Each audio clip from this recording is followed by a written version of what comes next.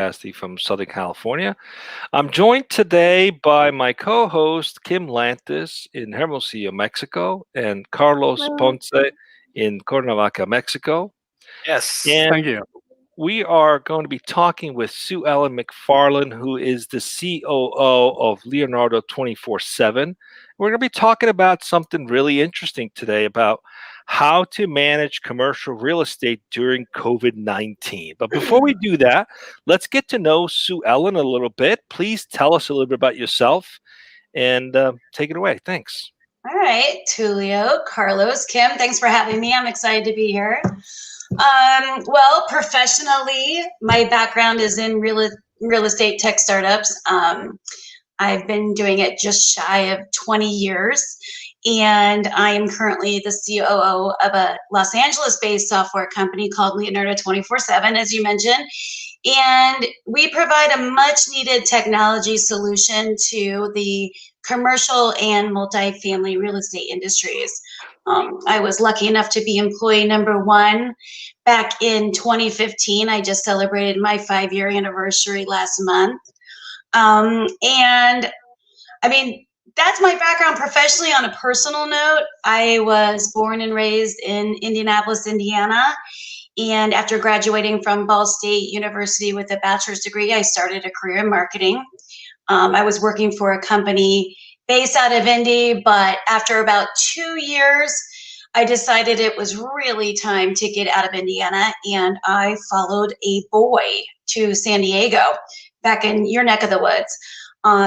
When I got there, I stayed in marketing for a couple of years, but in 2001 is when my migration from marketing to real estate tech really began. And although it took a while, luckily the whole boy thing worked out, as he and I just celebrated our 17th wedding anniversary.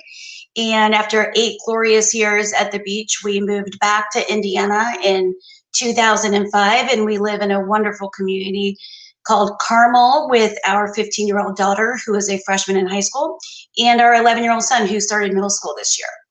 Nice. It's good to know the boy grew up to be a man, huh? Yeah. Took a minute, but Eventually, we all do. Yeah. So, thanks for letting My boy brought me to your Mexico, life a so. little bit. Thanks for letting us get to know you a little bit. Let's talk about Leonardo247. Tell us about what the company does, what started it, what are you solving? Tell us a little bit about the company. Oh, that's a whole lot of questions. Okay. Well, what started is basically there was a need for it in multifamily. The founder and CEO, Daniel Cunningham, actually comes from both the asset management and property management side of the business. I have, like I said, 20 years of experience in PropTech, and there was a really big void that our customers were dealing with. They have all of these policies and procedures, whether it be workflows, inspections, or just all around best practices that they've developed over time for their teams to follow or perform. And as I'm sure you can imagine, communicating those expectations to a portfolio of different properties and giving the proper guidance around them is really nearly impossible without technology. So what our platform does is automate all facets of the operations for operators and owners in order to be more efficient, more effective, and really to create consistency and synergy across their entire portfolio of properties. And while at its core, Leo is a tool to improve operations and optimize performance on site, the real magic is in the data that is captured in the visibility we provide to leadership into the day-to-day at all of their properties. Interesting. Well, we're going to definitely learn some more today. Carlos, what's the topic today? Let's go right into it. Absolutely, Tulio. Well, the topic is predictably remote property management in a COVID-19 world. Or, in other words, we're going to be discussing how PropTech, which is a technology that Suellen is going to tell us about, how PropTech is changing the game for commercial real estate during the COVID-19 and into the future. So that's the topic. So the first question for the guests, for our guests, Suellen, tell us, why did you choose this particular topic? Why did you think it was relevant for this day and age?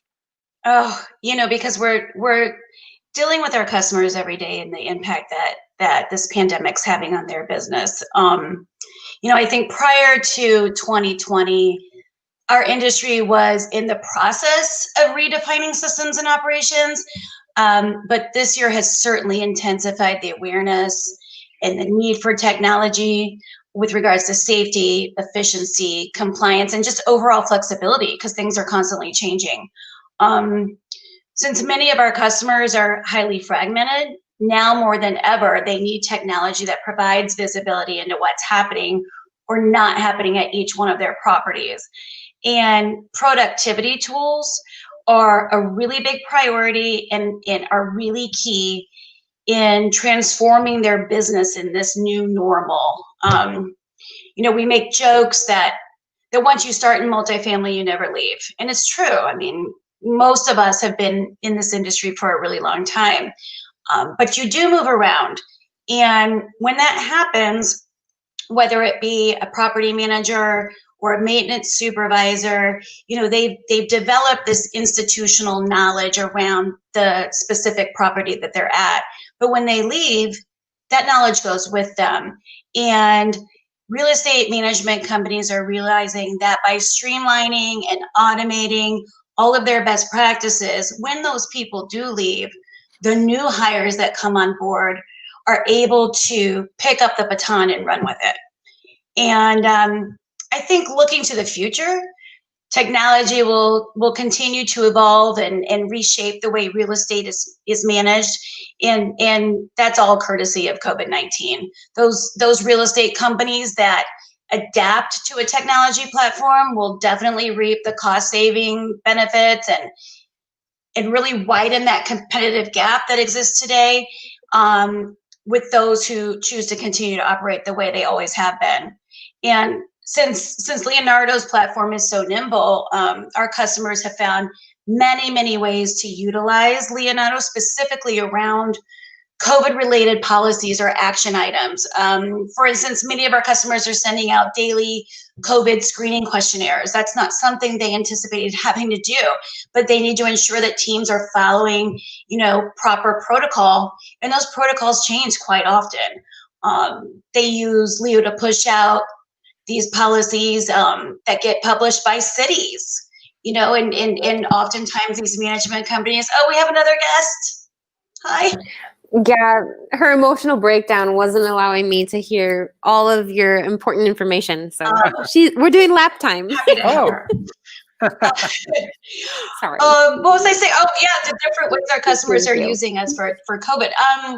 So they use that to push out those ever-changing policies. They are using technology, specifically in Leonardo, to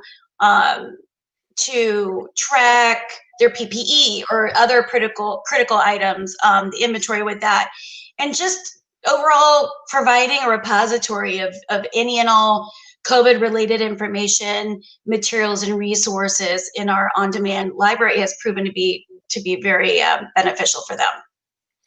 So is it just providing access to information and knowledge sharing, or do you also have like procurement capabilities where people can order certain equipment, etc., to, for example, stay compliant with a new requirement around PPE, for example? What is the intent of the platform? Is it to facilitate the communication of policy changes, or does it go broader in scope? I'm glad you asked that. We actually have a great partner, the National Apartment Association. We partnered with them last year, and they are absolutely able to give guidance to our joint customers, to their members, about best practices around COVID.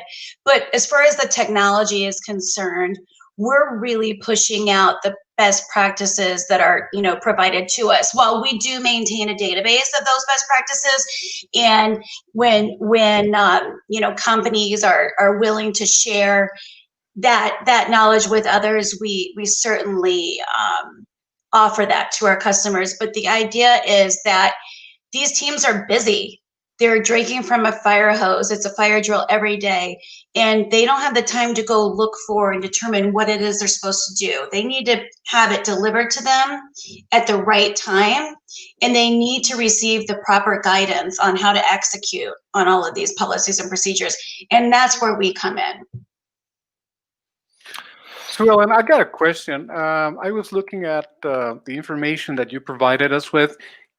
For those who are watching and who might be new to the world of technology in real estate, or not so new, but less exposed, would you mind elaborating on what PropTech is?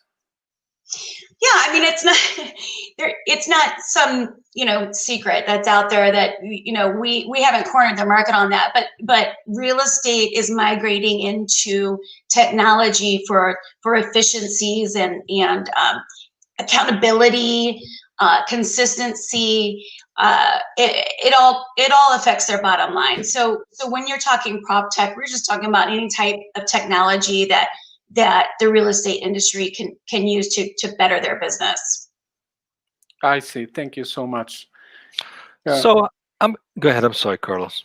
No, that's fine, Tulio. I'm formulating my second question, but please go ahead. Yeah, I had one that came up. So one of the things you talked about is helping with various workflows. Can you walk us through some use cases of what it was like before for a real estate management company and after they've licensed your technology, and some specific things that are, improving the work life of the people using the technology? And that's one question. And the other question is, have they also seen some improvements in terms of efficiency so that they can pass on to their clients? I'm curious what percentage of cost is related to just all these tasks that are now being automated, and what those are. So 2 questions: use cases of what they're doing differently, what that's providing to be useful, and is there any value monetarily in terms of cost reduction for those operators? It's funny that you mentioned that, because right now we're really focused on trying to develop an ROI. This is my 5th startup where we've taken a manual process and automated it, and to really tie a hard ROI to efficiency and time savings. It's difficult, but we're getting there, and I'll explain how. So, in historically speaking, there's a lot of inspections that have to be done on site. This can be at the community, common areas, equipment, amenities. Every day, if there's a pool, they've got to check and see that the pH levels are okay, and they're not, no one's at risk of burning or worse. And this was all done on pen and paper, whether it be Excel spreadsheets. They were looking through binders for direction, and that's not a sustainable model. So having all of that automated, not only are they able to do it faster and more effectively, but you've got version control, you've got consistency, that everybody's doing things the same way. And when the time comes that inspector shows up and wants to know that these tasks have been done, they now have the proof that all of their hard work and efforts and all of the things that, they say they're doing, they did. And from a liability and risk standpoint, it's invaluable. From a cost savings, we are looking and talking to different insurance companies who are doing case studies around reduction in claims, because there's been an improved risk mitigation. Proactive versus reactive. You're avoiding problems, therefore you're having less problems. And then we've also been able to negotiate lower premiums for customers simply for having such a proactive risk mitigation tool in place. Great. Excellent. Well, it sounds like you're off to the right track. Those should be very interesting metrics for sure. Go ahead, Kim. I think you have a question. I think Zoe's calmed down enough for allowing me to get a question in here. So, Suellen, you already mentioned a lot of these elements that you're able or how you're adjusting or have had to adjust to COVID-19. But I'm wondering if there was any kind of already built-in features, sort of the serendipity-ness to what you do at Leonardo 24/7 of like, hey, this wasn't the intended use, but it just so happens that we're able to modify what we've already got so slightly to make it useful in this situation. What are those? Like, if you can share. I love that you asked that. Yeah. So the software is we say it's a ball of clay, and if you need a mug, you can make a mug. If you need a plate, you make a plate. And our customers are the ones who are identifying different ways to use us every day. You know, with these COVID tasks, right? That was never something that we planned for, and our ability to kind of jump in and be able to help them during that time was great. But you know, something that really surprised me was incident reporting. So all of our customers are now using us for their entire incident reporting workflow. Before, it was really difficult for properties to identify the various insurance information that they needed, you know, what was mandatory to fill out, what was the anticipated dollar amount associated with this claim, and then ultimately, who needs to receive this information? Do I send it to my regional? Do I send it to the corporate office? Do I send it to the first responders? Where does it go? We've been able to take that really fragmented process and streamline it, automate it, so that all they have to do is capture the data. In our forms, they know exactly what's required and what's not. They can't complete the form if any required fields are left blank. They hit complete, and behind the scenes, it's getting distributed to all of the stakeholders that need that information. And so that was a big surprise for us, that we were really happy to accommodate. But I would say back in 2015, we thought about 15% of the stuff that we're doing now for our customers, and they thought of the rest. So that's really exciting for it to be so nimble and so flexible that we can accommodate. That's great. Suellen, I got a quick question, and sorry to jump in, but I just got to get this off my chest. And no worries. I mean, it's nothing too bad. I'm just curious about something. It's not COVID I have something on my It's not even technology. Yeah, and it's not even technology related. But for the sake of branding, and for those who might be watching that might want to know, I mean, I don't know if there's people that might be wondering, why Leonardo? Where did this come from? That was totally one of my questions. Gotcha. Great minds think alike. Was it? Well, it's not one of the Teenage Mutant Ninja Turtles. My daughter's gonna be disappointed with Da Vinci? Yeah. He's my next. Certainly not DiCaprio. Yeah, I wish it was DiCaprio. Da Vinci, Leonardo da Vinci. Da Vinci, yes. So the whole idea behind Leonardo is really to make anyone an instant expert in everything. And just like Leonardo da Vinci, right? And originally the idea was to name it Da Vinci something, but turns out that name's been used a lot. So, you know, it just made more sense, I think, to use Leonardo. And we wanted it to be something that clients think of as a person or a team member or even a coach, rather than a piece of software. And they do refer to it that way, you know, so it's over time, you know, it's shortened to Leo or Leo 24/7, but that's where it came from. So it's it's not one of the fighting Ninja Turtles that most people think it is. And it makes for a great Twitter handle. You know, Leonardo247. That looks like a Twitter handle ideal to me. So anyway, I mean, it's just, I don't know if that's the case, but it just looks like it because of the number.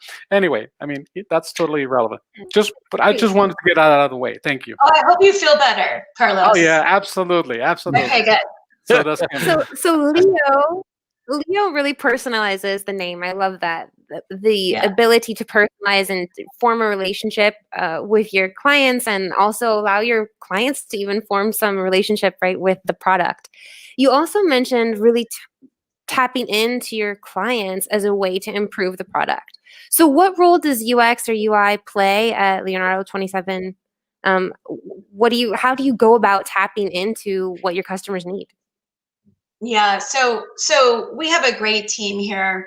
One of the things that I think really differentiates us from a lot of technology companies is we don't just sell a piece of software and you're off and running. It's a partnership. In fact, our customers really need to understand what we do in their bones, and they need to commit to us a level of commitment when partnering with Leonardo, and we offer outstanding customer service. So we have an entire team, our account management team, that's 100% focused on proactive engagement with our customers. So we're constantly doing audits of what they're doing, having regular meetings, soliciting feedback, good, bad, and indifferent, and we're able to take that feedback, evaluate, does this affect the majority of our clients? Is this something that would benefit everyone? Is this, going to be valuable? How do we implement this in a way that makes sense for all of our customers, but also is configured to work specifically for their needs? And we do that on a regular basis. We have a fantastic board that comes, many come from the industry, and we are, we deal with focus groups as well. I mean, our customers are lifers, and they are really happy to have these conversations with us and provide, anything they can to just improve the end user experience for their teams out in the field. Suellen, it's interesting. 12 years ago, a little over 12 years ago, when I moved to Los Angeles from New York, there was no tech to be found. It was predominantly the entertainment industry and real estate. Real estate was big. And in recent years, we've seen a proliferation of technology company and investments for technology companies. Some strategic industry leaders have come out of Los Angeles as well. And I've seen several PropTech and real estate tech startups pop up in recent years. Is it that there's a lot of expertise in that space in LA versus other markets? Can you talk to that a little bit? And how do you end up working from Indiana? Are you also working remotely as an organization? Tell us a little bit about your setup. Your Yeah. So in my prior company, I met the founder and CEO, and he lives in Los Angeles. That's really the reason why we're based out of Los Angeles. He started the company there. We are remote. I personally have been working remote for my entire PropTech career, so almost 20 years. So this is not new to me. The Zoom, always being on camera, that's new. And then not traveling is new, but working from home is not. And we started our company, we had a small office in Los Angeles.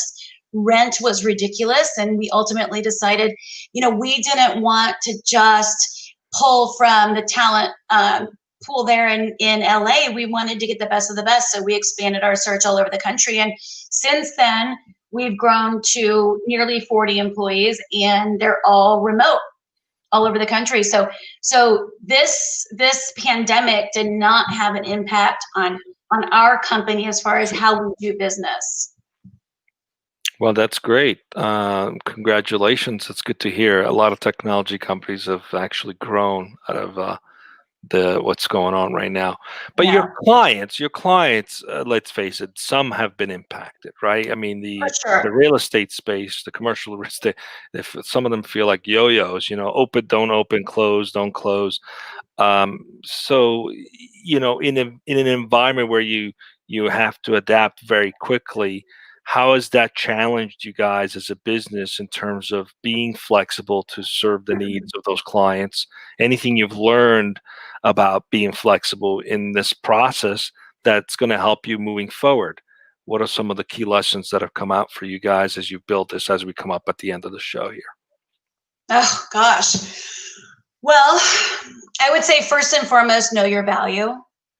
If you know your value and you're able to communicate that, it's very beneficial.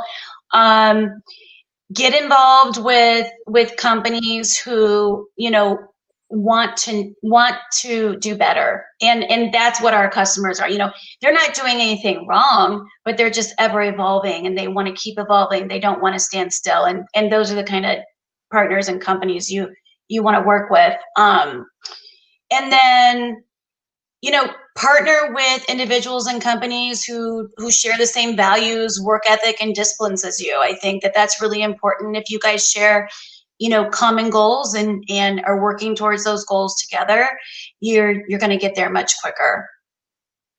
I don't know if that's what you were looking for. That is so key. There was a book a while back called Choose Your Customer. I forget who the author was. It might have been Rick Pitino. I'm not sure. I don't remember. I'm dating myself a little bit. But the idea of picking the people, the clients, the customers you want to do business with, picking your partners, so critically important. And we have certainly can attest to that over the past 15 years. We've actually fired some clients in our history because they just didn't fit the business model that we strive to achieve. So congratulations for sticking to that and picking the right partners. As you move forward, let's fast forward a little bit. We come out of this situation we're in, probably not till summer next year. Let's be realistic about it, right? But how does that, how does that help you to expand what you're offering? Does that do you feel like you have a 6-month or 9-month period to really get this in the hands of a lot of real estate property management companies before things open up again and there's a bit of a resurgent or growth, if you will, hopefully? What are some of the things you guys are doing to prepare for that? Yeah, absolutely. Just recently we closed our Series B financing. So during all of this, we were also able to do that, which is really exciting. And it is 100% focused on growth. So we're allocating all of that funding towards growing our sales, our marketing, our dev teams.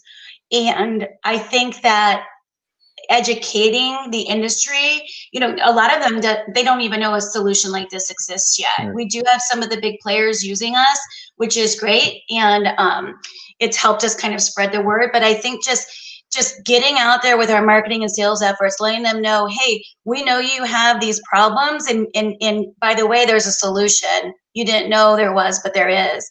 And we're going to help you.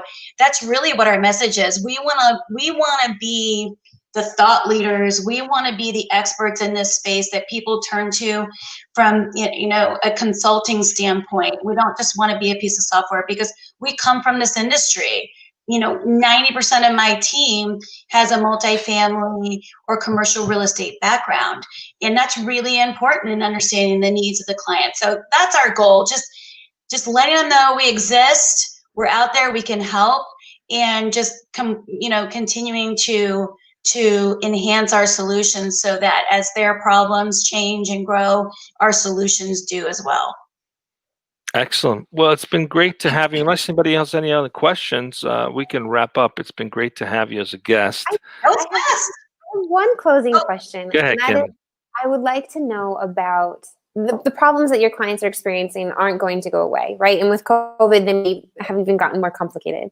I would like to hear a success story. Like, how has Leonardo247 specifically made a client of yours life easier? Yeah.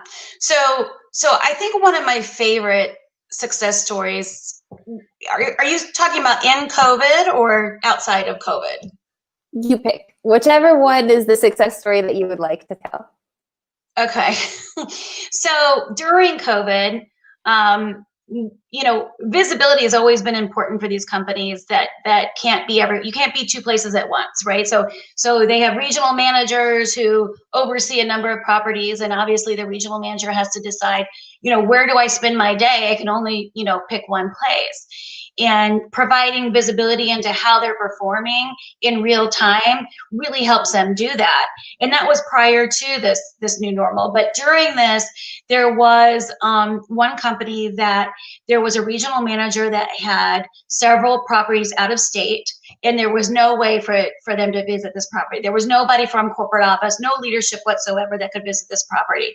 Our ability to streamline all of the stuff that they were doing and put that in Leonardo so that this regional had real-time access to those properties, because that was that one particular portfolio. They had just taken it over for a new owner, and they were really concerned about delivering on those expectations that their client had, and their ability to do that remotely.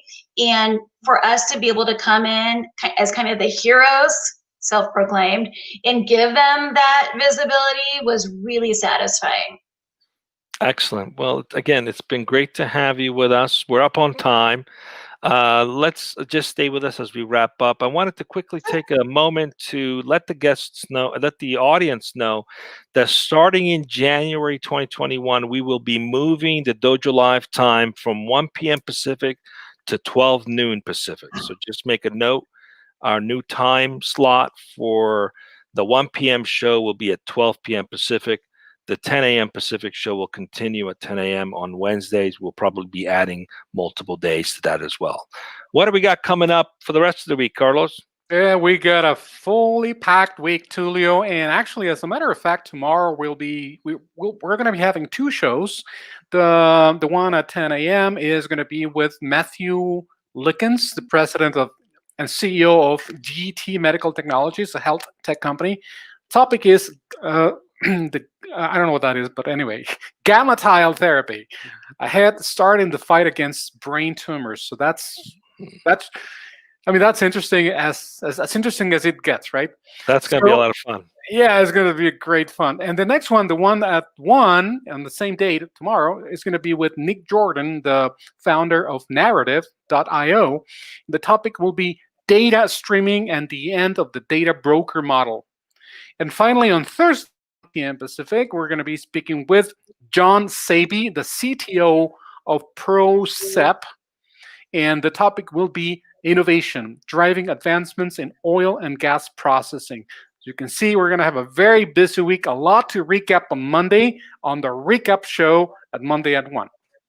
Thanks, everyone. Stay safe. Stay safe. Thank you.